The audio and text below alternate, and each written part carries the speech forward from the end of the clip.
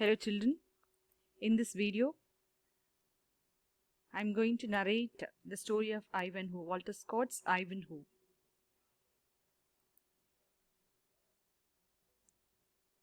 So Walter Scott's Ivanhoe.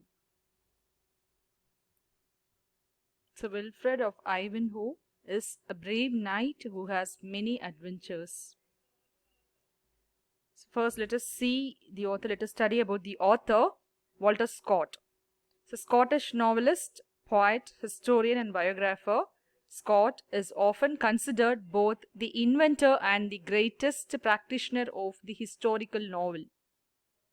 His first novel, Waverley, was published anonymously. His publishers persuaded him to allow further novels to be designated as by the author of Waverley. And for this reason, some of his novels were called the Waverley novels.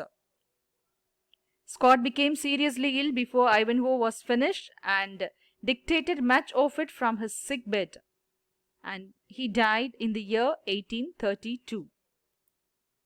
And coming to this novel, Ivanhoe, see the title of this novel is derived from an old rhyme which records the names of 3 manors forfeited by a nobleman for striking the Black Prince with his tennis racket.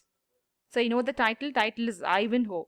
So the names, as I said, the rhymes are Tring, Wing and Ivanhoe. Okay, it is derived from the rhyme Tring, Wing and Ivanhoe. So Tring, Wing and Ivanhoe were the 3 estates. Scott chose Ivanhoe for 2 reasons. It has an ancient English sound and it gives no indication of the subject matter of the story. So for these 2 reasons, Scott selected this Ivanhoe name. So the first paragraph of Ivanhoe sets the stage for the whole story. That in that pleasant district of Merry England, which is watered by the river Don, there extended in ancient times a large forest covering the greater part of the beautiful hills and valleys which lie between Sheffield and the pleasant town of Doncaster. So for this novel, Scott moved far away from the setting of his own turbulent time. He went back to the 12th century and to England rather than Scottish settings of his previous novels. He connected his writings Ivanhoe with his concerns about contemporary events. Scott drew together the apparently opposing themes of historical reality, chivalric romance, social realism and high adventure, past and present. And I'm going to narrate the novel in brief. Please listen. So as I said, the first paragraph of the novel sets the stage for the whole. Okay. So in the 12th century, Sir Wilfred of Ivanhoe returns home to England from the Third Crusade to claim his inheritance and the love of the Lady Rowena. See, the Crusades were organized to drive the Turkish invaders out of the Holy Land, particularly Bethlehem, that is birthplace of Christ, and Jerusalem, where he was crucified. So churchmen, princes, knights and noblemen united in this attempt, some going because of religious zeal and others because of the opportunity to travel. So there were 7 crusades in all, lasting from 1096 to 1291.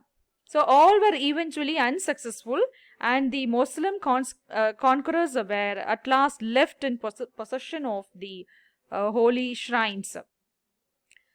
So the heroic adventures of this noble Saxon knight involve him in the struggle between Richard the Lion-Hearted and his malignant brother John, a conflict that brings Ivanhoe into alliance with the mysterious outlaw Robin Hood and his legendary fight for the forces of good.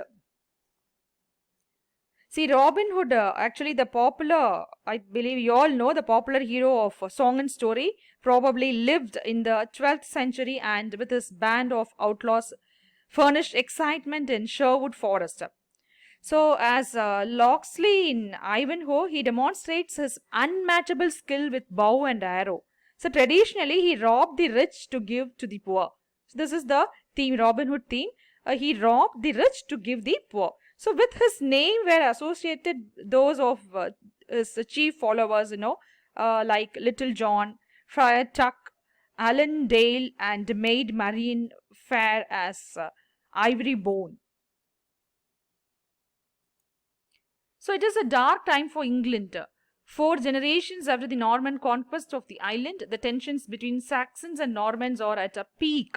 So the two peoples even refuse to speak one another's languages. King Richard is in an Austrian prison after having been captured on his way home from the Crusades. And his avaricious brother, Prince John, sits on the throne, and under his reign, the Norman nobles have begun routinely abusing their power. So Saxon lands are capriciously repossessed, and many Saxon landowners are made into serfs. So these practices have enraged the Saxon nobility, particularly the fiery Cedric of Rotherwood. Cedric is so loyal to the Saxon cause that he had disinherited his son Ivanhoe for following King Richard to war. Additionally, Ivanhoe fell in love with Cedric's highborn ward, Rowena, whom Cedric intends to marry to Athelstan, a descendant of long-dead Saxon king. Cedric hopes that the union will reawake the Saxon royal line.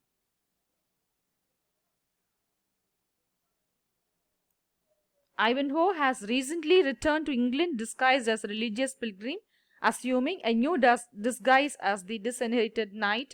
He fights in the great tournament at Ashby de Lozo. Here, with the help of a mysterious black knight, he vanquishes his great enemy, the Templar Brian de Bos Gilbert, and wins the tournament. He names Rowena the Queen of Love and Beauty and reveals his identity to the crowd. But he is badly wounded and collapses on the field. In the meantime, the wicked Prince John has heard a rumor that Richard is free from his Austrian prison. He and his advisors, Waldemar Fitzgerald, Maurice de Brossy, and Reginald Front de Buffo, begin plotting how to stop Richard from returning to power in England. De Brossy attempts to convince Rowena to marry him, while de Bos Gilbert attempts to seduce Rebecca, who has fallen in love with Ivanhoe. Both men fail, and the castle is attacked by a force led by the Black Knight who helped Ivanhoe at the tournament. In the meantime, the Black Knight has defeated an ambush carried out by Waldemar Fitzgerald and announced himself as King Richard, returned to England at last. When Athelstan steps out of the way, Ivanhoe and Rowena are married. Rebecca visits Rowena one last time to thank her for Ivanhoe's role in saving her life. So this is how the story ends. See, Ivanhoe Historical Romance by Walter Scott was published in the year 1819. It concerns the life of Sir Wilfrid of Ivanhoe, a fictional Saxon knight. Despite the criticism it received because of its historical inaccuracies, the novel was one of Scott's most popular works. Now let us critically evaluate the plot. See, Sir Walter Scott is a storytelling author. So the story is in third person, but when he wishes to explain something to the reader, he breaks in and resorts to first person. So his point of view is of one watching an exciting drama and relaying what he sees with suitable explanation so that none of the excitement is lost. Scott uses a disjointed flashback. He carries the action of one group to a certain point and then goes back to pick up another group to bring into logical position. So he gives structural clues to move the story along, such as Rebecca's warning of robbers to Gurth, which prepares the reader for the swineherd's encounter with the thieves. And if you see Scott's sense of history, it was amazing. So he made history romantic, and to those who feel history to be dull, he makes it exciting. Many authors have written histories more accurate in detail and with more attention to chronology. Some have written romances more tender and ethereal. But no one combines history and romance. What makes them both, more lovely and believable? So Scott is the only writer who has clubbed, or who has combined both history and romance. So Scott read history with an avidity probably unequaled by any novelist, so that although he was sometimes careless, his work is authentic in spite of it. So that's why, in spite of historical inaccuracies, the novel was one of Scott's most popular works, Ivanhoe. He loved scenery only when it had a castle or a battle site which related to it, to history. So in his historical romances in general, and coming to this Ivanhoe in particular, Scott captured the spirit of the age. He imitated the speech, the rude humor, the customs, and reconstructed a past age until it became a living present. More particularly in Ivanhoe, he was not always accurate, but he did more for the medieval era historically than almost anyone else to make it a part of the body of knowledge. And it is also very interesting to see or analyze Scott and Scotland, because he's a Scottish writer. Walter Scott was a native of Edinburgh, so it is very interesting to see Scott and Scotland. See, Scotland today advertises itself to tourists as the land of Scott and Burns. You all know that. See, different as the two great romantic authors were in personality and literary achievement, as well as in social position, both were thoroughly Scotch. So Scott was a nobleman, Burns a peasant. To use his own words, Scott could do the big bow of strain of stringing narrative and historical romance. And as I said, he was a native of Edinburgh. Edinburgh is the scene of the heart of Midlothian, and even Guy Mannering, the tale of an astrologer's prophecy and a boy kidnapped by gypsies.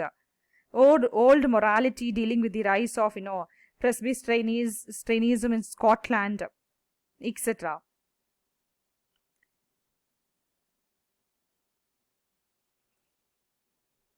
And in Ivanhoe, the action all takes place in the environs of York, Lincoln, and Sheffield, mostly in the rural areas surrounding these ancient towns.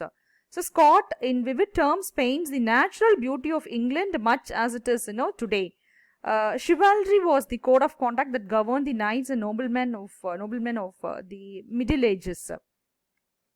And also the time of Ivanhoe is approximately a century after the Norman conquest. Norman conquest occurred, you all know, in 1066, when William of Normandy invaded southern England and won a decisive victory over the Saxon Herald at battle, that is a few miles from Hastings.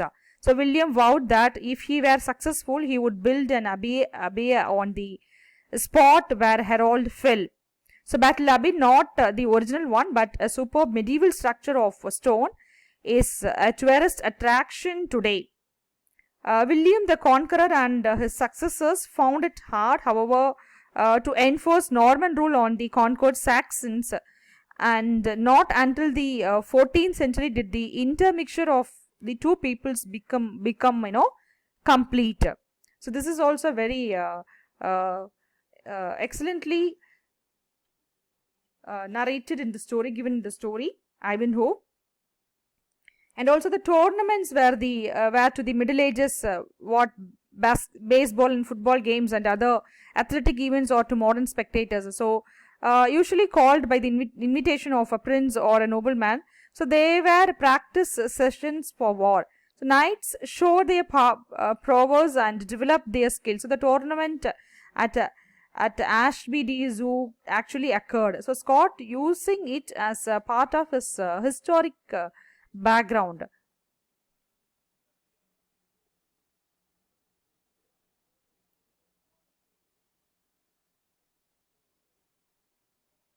So this is all for the day. Meet you in next class. Thank you.